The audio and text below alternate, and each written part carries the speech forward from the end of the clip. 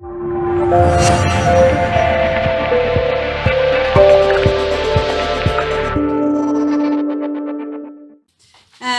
o que vos trago é um enquadramento. Eu sou uma académica e, portanto, para mim a felicidade é um tema de investigação, mas que tem que ser uma investigação aplicada, e, portanto, tem que ser uma investigação que tenha impactos na qualidade da nossa vida.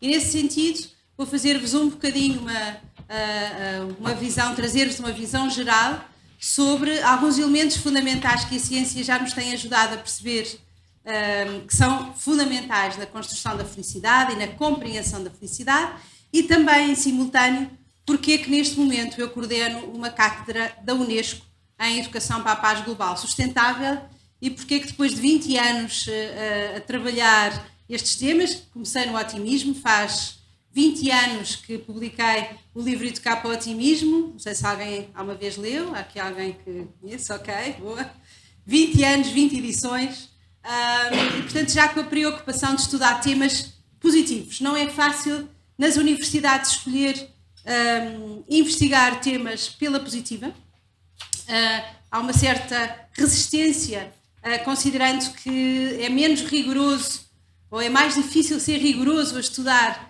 temas como a gratidão, o amor ou a felicidade. E esse tem sido o meu caminho e a minha escolha, mesmo contra ventos e marés. E aqui estamos, neste momento, já com uma formação pós-graduada que já vai abrir o 8º ano, uma formação em Educação para a Paz Global Sustentável, que vai abrir a 2ª edição, e uma cátedra que faz esta ponte entre a felicidade e a paz. Então, a ciência da felicidade tem sido chamada psicologia positiva. Daí que muita gente pensa o que é isto da psicologia positiva, que coisa estranha, será que há uma psicologia negativa? A questão é que, tradicionalmente, a ciência na área da psicologia, mas não só, em domínios como a economia, a sociologia, a educação, etc., aquilo que fez foi estudar os problemas humanos, com uma intenção muito boa, que foi dar-lhes resposta, encontrar soluções para as nossas maiores complexidades, a nível individual e coletivo, mas na realidade não tínhamos investigado, ou havia muito pouca gente no mundo a investigar, e os que investigavam faziam-no muito sozinhos, a investigar temas positivos, as pessoas no seu melhor, as organizações naquilo que é o seu potencial máximo, aquilo que são as suas experiências de transformação e de impacto pessoal e coletivo maiores. E neste momento começámos de facto pela psicologia, mas neste momento há economia da felicidade, há educação positiva, há gente a estudar a saúde positiva, e devagarinho, mesmo nas áreas políticas, das ciências políticas, começou-se a estudar de facto aquilo que faz as pessoas estarem no seu melhor. O James Pawelski, que é um filósofo que é também um grande amigo e que neste momento tem uma bolsa milionária para estudar o florescimento humano através da perspectiva das artes e das humanidades, dizia, quando abriu há 8 anos a nossa pós-graduação em Psicologia Positiva Aplicada, fazer florescer o melhor é fundamentalmente diferente de tratar o que não funciona. Criar é diferente de resolver. Imaginem que temos um terreno baldio, com lixos, onde queremos, por exemplo, criar um jardim, ou mais adequado aos tempos modernos, uma horta. O que é que vocês fariam se tivessem este espaço cheio de lixo, onde quisessem transformar alguma coisa de bom ou de belo? Qual era a primeira coisa que fariam? Limpar o lixo. Okay. Ficavam com um jardim ou com uma horta? Não. Psicologia positiva diferencia-se das outras entendimentos dentro da psicologia, porque tradicionalmente o que a psicologia fez foi limpar o terreno. E, portanto, vamos tentar deixar que as pessoas tenham depressão, ansiedade, ou que haja conflitos nas organizações, ou fazer programas de prevenção da toxicodependência, ou ajudar os casais a terem menos conflitos. Mas isto não nos deixou com o terreno plantado. não ter uma depressão não é o mesmo que ser feliz, ou sentirmos felizes. Então, porquê é que foi tão difícil implantarmos a ciência da felicidade dentro das academias? Porque para eu ter o jardim ou a horta, eu tenho que tomar decisões valorativas, ou seja, eu tenho que decidir que é ter cenouras, ou espinafres, ou tomate cherry, ou ervas aromáticas, que é ter malmequeres. E esta decisão é uma decisão que implica valores. Portanto, para mim é melhor ter cenouras do que outra coisa qualquer, não é? E na ciência isto é muito complexo, porque nós, cientistas, temos muita preocupação em ser neutros, porque associamos a ideia da neutralidade ao rigor. Então, quando dentro da psicologia se começou a escrever livros, como por exemplo do Mihaly Csikszentmihalyi, um dos pais deste movimento dos estudos da felicidade, ele ensinou-me a dizer o nome dele, mas não me peçam para o escrever. Quando o Mihaly, por exemplo, escrevia no início dos anos 2000 um livro com o título A Vida que Vale a Pena Ser Vivida, estava a plantar, estava a decidir e a dizer-nos que há melhores vidas do que outras, que há qualidades de vida melhores do que outras.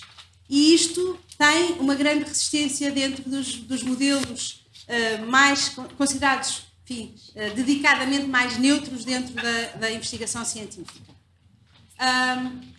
Esta decisão de fazer um bocadinho como fazem hoje em dia, até na área da medicina, por exemplo, vocês hoje sabem quantos legumes e frutas têm que comer por dia para ter uma vida saudável, certo? Sim? São quantos? 5. Olha a resposta aqui desta fila maravilhosa. Os nossos alunos são um espetáculo. 5 no mínimo, para termos um sistema imunitário, funcionamento intestinal. E sabem quantos passos por dia para considerarmos também que temos uma vida não sedentária? 10 mil. Quantos para perder peso? 13 mil por dia, ok? O que é que isto quer dizer? Quer dizer que do ponto de vista das ciências médicas, nós fomos percebendo, fomos estudando e podemos dizer às pessoas hoje, olha, comer 5 legumes no mínimo, legumes/frutas por dia, dá-vos uma saúde melhor do que comer 3 ou não comer nenhum. Se fizerem estes passos por dia, terão uma vida mais saudável do que se não fizerem. É? Então, a psicologia positiva foi basicamente fazer o mesmo para a qualidade de vida psicológica. Só que toda a gente acha que quando estudamos o positivo isto quer dizer que estamos a fazer de conta que não há negativo. E não é verdade. Há sempre um diálogo entre o negativo e o positivo nas nossas vidas. Isso é fundamental nós percebermos, e inclusivamente por causa de estudarmos a felicidade, percebemos, por exemplo, que há um rácio de positividade na comunicação humana. Nas organizações, por exemplo, os estudos da Barbara Fredrickson mostram-nos que as organizações que florescem, que as pessoas gostam de trabalhar, em que há resultados estratégicos tal como esperava, etc., são aquelas em que na comunicação, nas equipes, na relação entre supervisor e supervisado, há pelo menos 3 coisas positivas para compensar cada uma das negativas. É o rácio do 3:1. Isto é o mínimo para haver florescimento nesta organização. Sabem qual é o rácio para manter um casamento a florescer?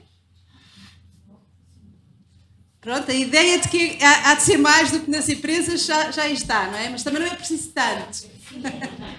5, exatamente. Boa. Isto não há nada como ser companheiro de alguém que anda a estudar estas coisas. 5:1. Reparem que o negativo está lá.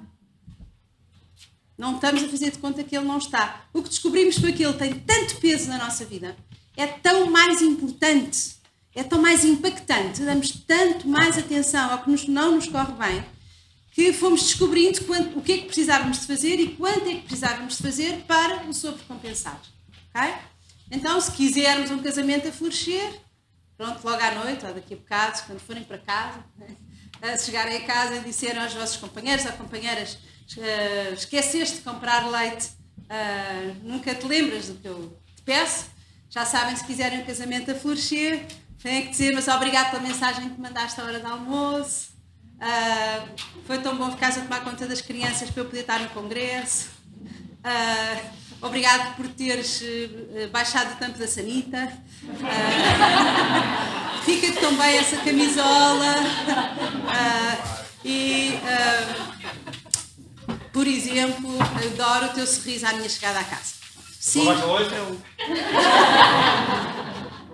Tem que ser tem que ser em formato de agradecimento, se faz favor. Está bem? Não, e ele responde, sim, querida. Muito obrigado pelos exemplos. Então, só para perceberem o impacto desta área científica, numa publicação em 2011, alguns dos investigadores desta área, nomeadamente o Bisbal Dinner, Robert tinham ido avaliar o que é que tinha acontecido no espaço temporal em termos de crescimento a partir de 1999 e tinham percebido que tinha havido um crescimento exponencial nas publicações em termos científicos com a palavra felicidade, happiness, em inglês, 1358 publicações, comparativamente com o que tinha acontecido num século antes, ou seja, tinha-se publicado tanto nesse período de tempo quanto num século inteiro neste domínio em particular. Mas recentemente, o James Maddox, que é um investigador norte-americano e que se tem interessado muito e é um especialista nestas áreas, foi convidado para fazer o capítulo de introdução, prefácio ao Handbook of Positive Psychology, à segunda edição desse handbook, perdão, à terceira edição, e ele próprio verificou que o Christopher Peterson, outro investigador dos estudos da felicidade, na segunda edição do livro tinha encontrado numa busca no Google para as palavras Positive Psychology 551 entradas. O James Maddox fez o mesmo em 2018 e encontrou 9,4 milhões de entradas. Estão a ver o salto absolutamente exponencial em menos de uma década de gente, estamos a falar aqui numa busca no Google, mas reparem, peço desculpa, está muito pequeno, no Google Scholar, portanto, que só nos traz os dados de investigação, a mesma expressão, Positive Psychology, tinha 2,8 milhões de entradas, a palavra well-being 3,56 milhões, happiness 1,55 milhões de entradas, enfim. Inclusivamente, love, pela primeira vez, ganhava a palavra hate. E, portanto, houve um trabalho que partiu das academias, que partiu desta preocupação dos investigadores dizerem nós precisamos de aprender não apenas com a experiência humana difícil, mas para aprender porque é que nós às vezes somos capazes, por exemplo, de transcender os nossos próprios sofrimentos e até crescermos com o trauma. Era um conceito que não existia de antes de se iniciar estes estudos na área da felicidade.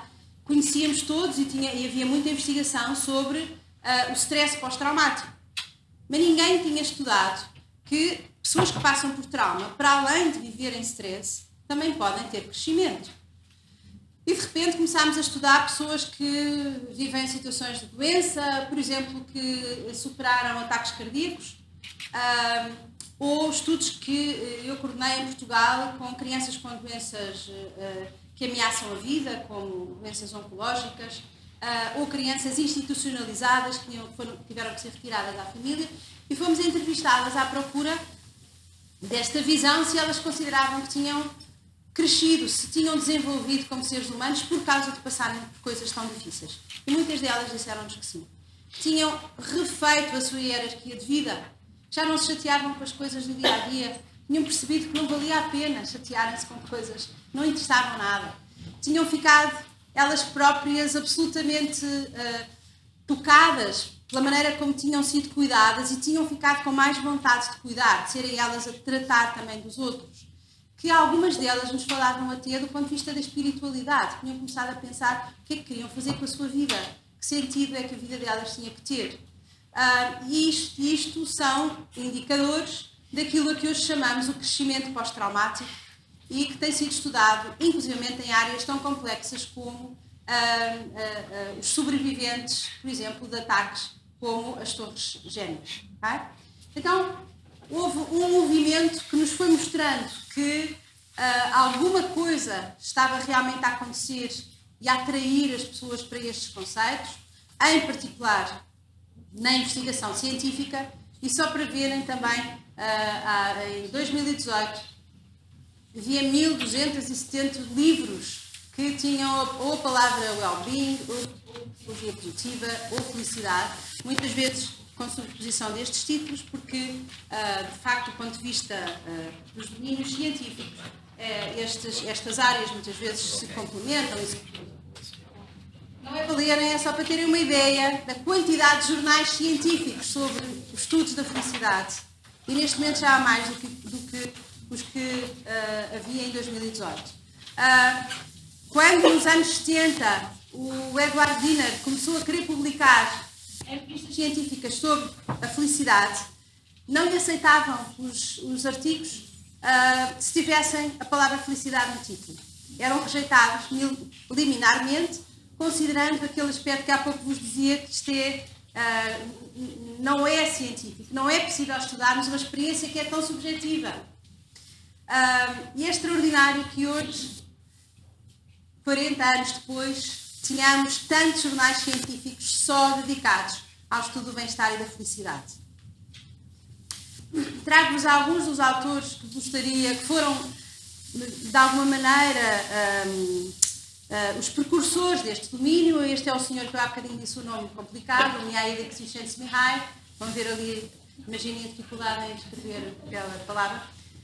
E o Mihaly, por exemplo, dedicou a vida toda dele a estudar uma experiência humana, que é o fluir, é uma experiência de automotivação, de motivação intrínseca, e que muitos de vocês identificarão com facilidade se eu vos pedir para se lembrarem alturas em que vocês estão tão envolvidos numa tarefa ou envolvidas numa tarefa que se esquecem de ir à casa de banho, de comer, e que de repente olham para o relógio e dizem: ups, como é que é possível terem passado 3 horas que pareceu um quarto de hora? Sim? Habitualmente, isto quer dizer que estavam a fluir, que estavam envolvidos ou envolvidas numa tarefa que é intrinsecamente motivadora e, portanto, não estavam a fazê-la para atingir um determinado objetivo, era aquela tarefa em si que era a experiência ótima, a experiência de prazer, de bem-estar. Portanto, é um exemplo também para perceberem que os estudos da felicidade têm uma amplitude muito grande em termos teóricos, e outro dos precursores foi o Rick Snyder, infelizmente já falecido, que durante décadas estudou a esperança. E a esperança é hoje um dos elementos importantes dos estudos da felicidade, porque a felicidade, na sua complexidade, é uma variável que é composta. Portanto, temos muitos indicadores, temos vários indicadores, não é possível descrever a felicidade apenas com uma variável. E, portanto, temos estudado elementos muito diversificados, desde o flow, à esperança, ao otimismo, à gratidão, às experiências de generosidade, ao sentido do humor, como formas de contribuirmos para esta compreensão do que é ser feliz e viver feliz. O que é que nós fomos fazendo na equipe com a qual eu trabalho? Começámos em 2010, organizámos o primeiro congresso de Psicologia Positiva, e onde o tema foi, como veem ali, o tema foi Comunidades e Nações Positivas, porque nos interessou sempre não apenas o que é que faz cada pessoa individualmente feliz, mas o que é que nós podemos fazer para a contribuição coletiva, para visões coletivas da felicidade. Porque esta preocupação, se nós pensarmos um pouco, alguns de nós, se calhar as sociedades atuais, vivem o impacto de termos focado demasiado na felicidade individual. Por causa da minha felicidade, por exemplo, ou à procura da minha felicidade, eu posso ser corrupto e usar os dinheiros públicos para o meu interesse próprio. Nem sempre a procura da felicidade, sobretudo um tipo de felicidade que é a felicidade hedónica, nem sempre é feita com os objetivos do coletivo, não é? Se forem altamente focadas apenas nas minhas necessidades, eu posso estar a fazer mal ao planeta, pensem, ou às outras pessoas. Pensem, por exemplo, nas questões da sustentabilidade, do excesso de consumo, e como, por causa, por exemplo, de eu ser muito consumista ou muito materialista, eu posso estar, e provavelmente estou, a impactar a sustentabilidade ambiental. Então, também porque começámos a estudar aprofundadamente a felicidade durante a crise financeira, preocupávamos trazer este tema sem ele ter uma perspectiva muito crítica e muito global. E, portanto, começámos a trazer a Portugal, no primeiro congresso trouxemos 10 investigadores de topo nesta área, para nos virem ajudar a pensar a felicidade enquanto uma experiência coletiva e não uma experiência individual. No segundo congresso, continuámos com esta ideia das comunidades positivas, já introduzindo o conceito de felicidade pública. Não apenas a felicidade intra-individual, mas um conceito mais lato que vem das perspectivas latinas, e a publica felicitas é uma definição de felicidade estritamente latina e que não tem nada a ver com as felicidades ou as perspectivas de felicidade do mundo anglo-saxónico. Se vocês pensarem, happiness, a etimologia da palavra tem a ver com aquilo que acontece, what happens. E é uma perspectiva externa, não é? Portanto, podem acontecer coisas em que eu tenho sorte, os alemães usam Glück, a palavra, não é? Sorte, felicidade é Glück, que é sorte. E começámos a trabalhar, nomeadamente com um investigador, economista italiano, Luigi Bruni, que andava a trabalhar com um grupo de economistas numa visão da felicidade, numa perspectiva relacional. A felicidade através dos bens relacionais. E que começou a atualizar o trabalho do final do século XVIII de um grupo de investigadores também da economia em Itália, que tinham publicado sobre este conceito de publica felicitas, felicidade pública. Sabem qual é a etimologia da palavra felicitas, que é a nossa palavra latina? Fertilidade, fecundidade, virtuosidade, fé. É muito mais virada para a perspectiva da virtude e, portanto, como é que eu contribuo com a minha melhor virtuosidade para aquilo que é comum e muito menos dependente do que é que vem de fora para eu ser feliz. Então, nós atraímos muito esta perspectiva, até porque ela se baseia em três elementos. Um deles, até porque é um movimento da economia e de pensar o crescimento na perspectiva de diminuir a pobreza e de trazer vidas de qualidade e dignidade para toda a gente. Este é um dos três pilares. O segundo é criar organizações que promovam a virtuosidade, portanto, termos escolas, empresas, famílias, comunidades, vizinhanças, que ajudem as pessoas a quererem estar no seu melhor, portanto, a trazerem de facto aquilo que são as suas forças de caráter e as suas qualidades humanas ao de cima e a pô-las em prática. E o terceiro elemento da felicidade pública é a visão de que a felicidade tem que ser uma experiência partilhada.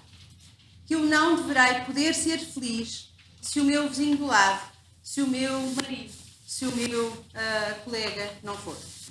Como é que isto se faz? Faz-se através dos bens relacionais, relational goods. E aí começou um movimento de investigação que estuda a felicidade na perspectiva relacional e aqueles que estiverem mais interessados na área da economia podem seguir, inclusivamente, uma associação internacional, a HARES, Happiness and Interpersonal Relationship Studies, que está exatamente a investigar novas formas de economia, nomeadamente a economia civil, como um instrumento fundamental para passar a mensagem de que a felicidade tem outros contornos, ou tem contornos que têm que implicar o cuidar do comum, do coletivo. E fizemos há 2 anos, em 2018, o terceiro Congresso de Psicologia Positiva. O tema foi Cotidianos Positivos e o Imperativo da Paz, porque a fase seguinte foi, já não chegava só a felicidade.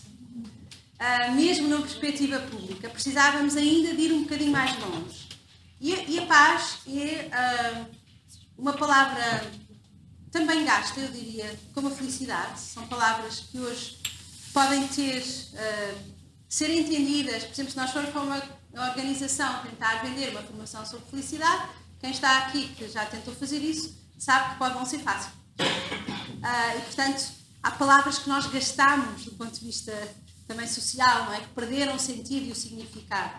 Mas quisemos também resgatar esta visão maior de uma sociedade que vive experiências de harmonia, e esta harmonia acontecer num contexto, sobretudo, de paz positiva. À medida que vamos estudando o tema da paz, descobrimos que há paz negativa e paz positiva. Viram isso?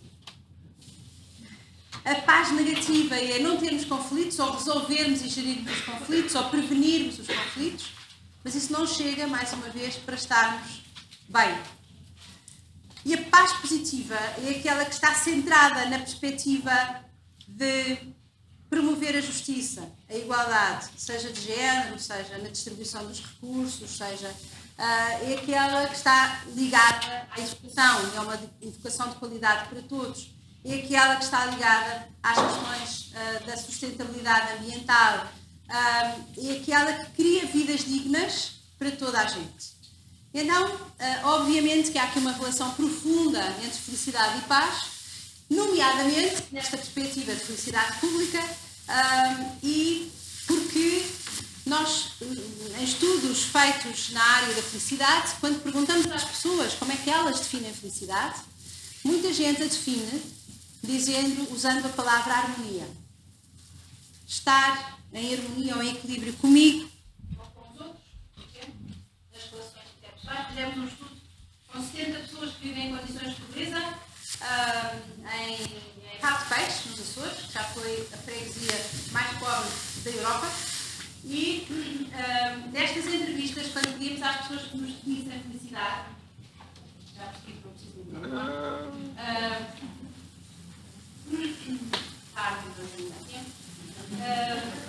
a maior parte das pessoas não nos falava de questões materiais e definia a felicidade como estar bem com os outros, estar em paz com os outros, estar em harmonia na minha família, com os meus familiares, com os meus vizinhos, etc.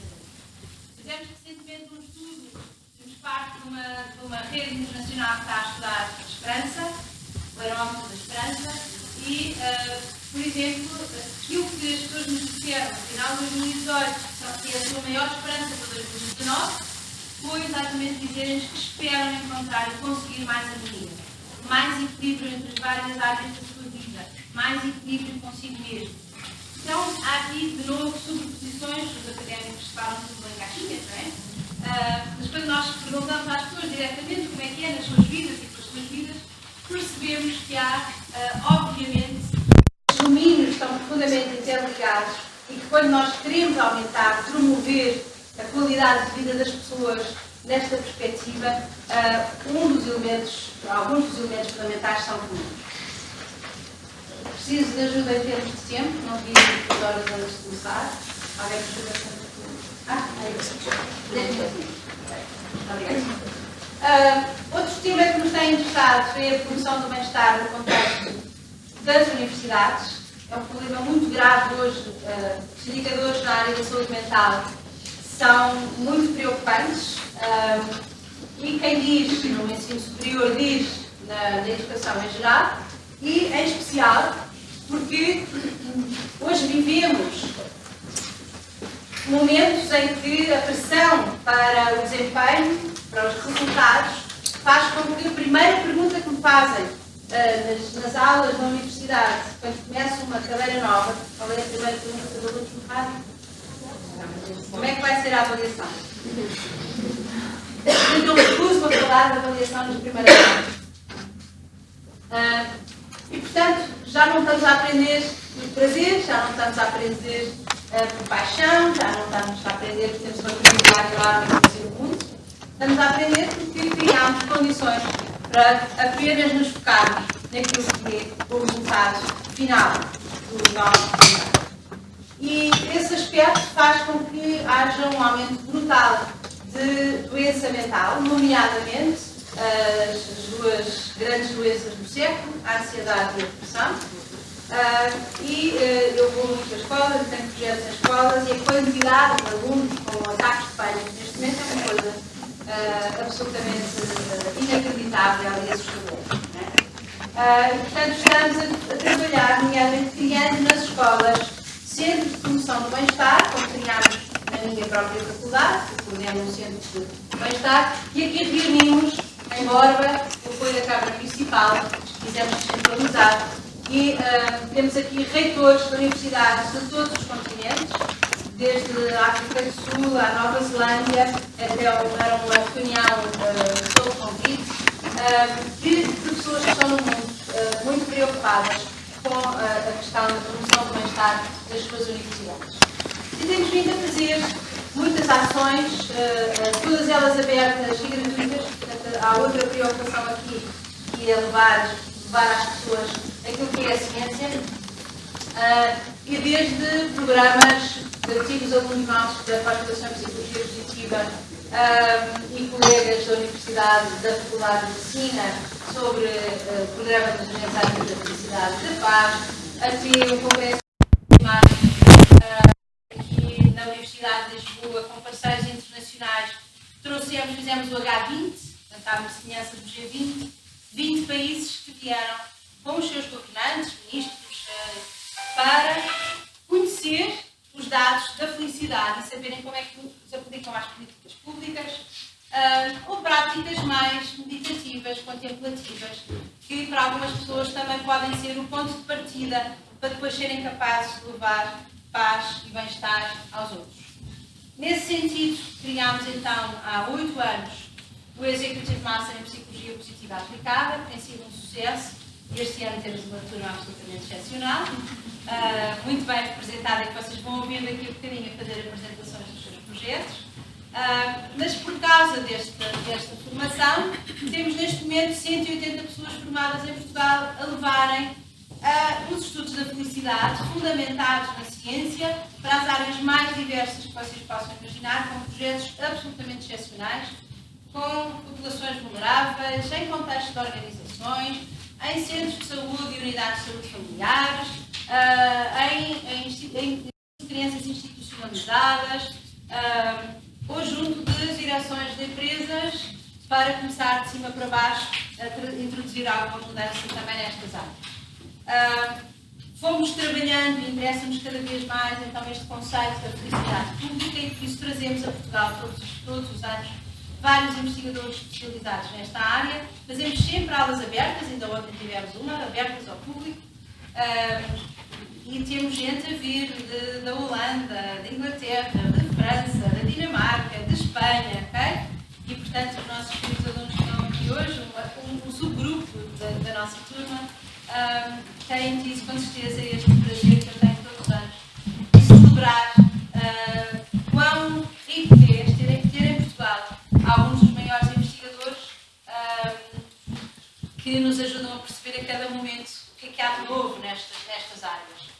Estamos muito interessados em aplicar às políticas públicas, é uma área de transformação fundamental. As Nações Unidas já nos pediram já pediram aos investigadores da felicidade para trazerem o tema da felicidade interna bruta para ajudar a medir a felicidade dos países e não apenas a perspectiva da felicidade,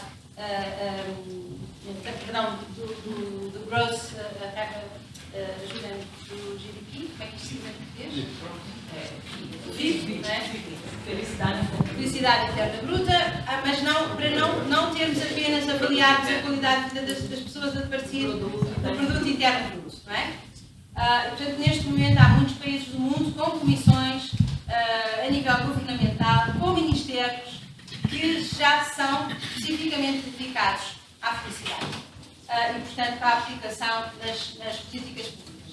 Depois a cátedra tem sido também um desafio fantástico de como é que ajudamos as pessoas a pensar a paz, a praticar a paz através dos processos comunicacionais, através dos processos relacionais, através do trabalho interior também consigo, e, portanto, temos vindo a celebrar estes momentos de muitas maneiras, incluindo com questões, tocando as questões da sustentabilidade, fazendo caminhadas pela biodiversidade, por exemplo, ou como fizemos esta semana, celebrando com 60 mil pessoas em Portugal o Dia Internacional da Biodiversidade, conseguindo envolver mais de 1.100 escolas com esta preocupação de pensar que só conseguimos ter bem-estar e felicidade se cuidarmos da Terra-mãe. E a experiência, que foi uma experiência de gratidão, parámos no país por um minuto para sentir a gratidão à Terra-mãe e a tudo aquilo que ela nos dá, mais uma vez faz este cruzamento entre os estudos da paz. Não há paz, nem imaginam, todos nós, melhor, imaginamos bem o que é a falta de paz, que impacto é que tem a falta, por exemplo, de boa distribuição de recursos, a falta de água, ou a exploração de terrenos, ou de maneira em que isto impacta a ausência de paz no mundo, não é? Portanto, o tema da sustentabilidade como um elemento fundamental, mas também somos capazes de comunicar de formas não violentas, por exemplo, como é que é isso de falar harmoniosamente, como é que é isso de ser compassivo e, por exemplo, estamos a investigar a compaixão no contexto das organizações, que práticas as organizações têm que ajudam as pessoas a sentirem que são tratadas com maneira compassiva, que o sofrimento delas, quando existe, é compreendido, reconhecido e respeitado. Portanto, trabalhamos a felicidade com esta perspectiva de credibilidade, de rigor, de excelência, de inovação, e por isso temos estas duas formações, esta que está a discutir agora, pronto, esta já é a próxima edição, está a discutir agora as inscrições, e simultaneamente a preocupação de trazermos também para a formação a nível da universidade este tema da educação para a paz global sustentável, cuidar do nosso futuro comum, que está também neste momento com inscrições abertas para quem quiser aprender formas de viver mais saudavelmente e saber cuidar daquilo que é coletivo. Termino com uma história vivida, enfim, não vivida diretamente, vivida através de uma narrativa de um diário. Conhecem o Bansky? Grafitas, né? Bestiário. Vai ter agora aqui em Portugal uma exposição. E o Bansky tem um livro que se chama Wall and Peace, portanto é uma brincadeira que ele faz com o War and Peace. Né? O Wall é onde ele se expressa, as paredes e a paz. E termina o seu livro, este livro, com um excerto de um livro, de um diário de um tenente francês, que foi colocado num campo de concentração no final da Segunda Guerra Mundial. Portanto, mesmo no final da guerra, ele é mandado com as suas tropas para um dos difíceis campos de concentração e chega e aquilo que encontra, basicamente, é os poucos sobreviventes, que ainda são milhares, mas nus, com os cobertores sobre a cabeça e os ombros, completamente esqueléticos, vagueando como fantasmas por aquele campo de morte. E ele tem que dizer aos seus homens que não podem fazer nada por aquelas pessoas a não ser vê-las morrer, porque não têm nem comida nem medicamentos. E ele escreve no seu diário que o que mais ansiava era que chegassem da Cruz Vermelha caixotes com medicamentos e com comida, para poder sentir que estava a fazer alguma coisa e que podia impedir a morte naquele campo trágico. Finalmente, um dia chegam caixotes. E a expectativa destes homens, soldados, ao abrir estes caixotes, é que vem aí a salvação, vem aí a solução, vamos poder começar a sentir que estamos a fazer alguma coisa e que podemos ajudar estas pessoas que já viveram tanto sofrimento. E quando abrem os caixotes, lá dentro estão batons vermelhos. E o que ele escreve no diário, imaginem um tenente, eu disse francês, desculpem em inglês, imaginem um homem militar, anos 40, escrever no seu diário que o impacto que aqueles batons tiveram nas mulheres naquele campo nunca teria sido suplantado por comidas nem medicamentos. Que elas começaram a pegar nos batons e a pintarem-se e que de repente lhes foi devolvida a esperança que era possível voltarem a não ser apenas um número num braço, mas a voltarem a resgatar a sua humanidade. Quando nós somos capazes, como este senhor foi capaz de dizer, afinal, as soluções que eu pensava que eram as soluções mágicas, veio outra solução completamente diferente e inesperada, que foi melhor ainda do que eu tinha imaginado, aí estamos a ser capazes, de facto, de abrir a nossa consciência, a nossa visão sobre o mundo e aquilo que temos pela frente, de maneiras que nos vai a nós fazer felizes e que, claramente, trazem também felicidade a todos. Mantenham abertos a ideia de que um caixote de batons pode ser uma melhor salvação para nos tornarmos cada vez mais humanos e voltarmos a encontrarmos com os outros nisto que é a construção da felicidade. Obrigada.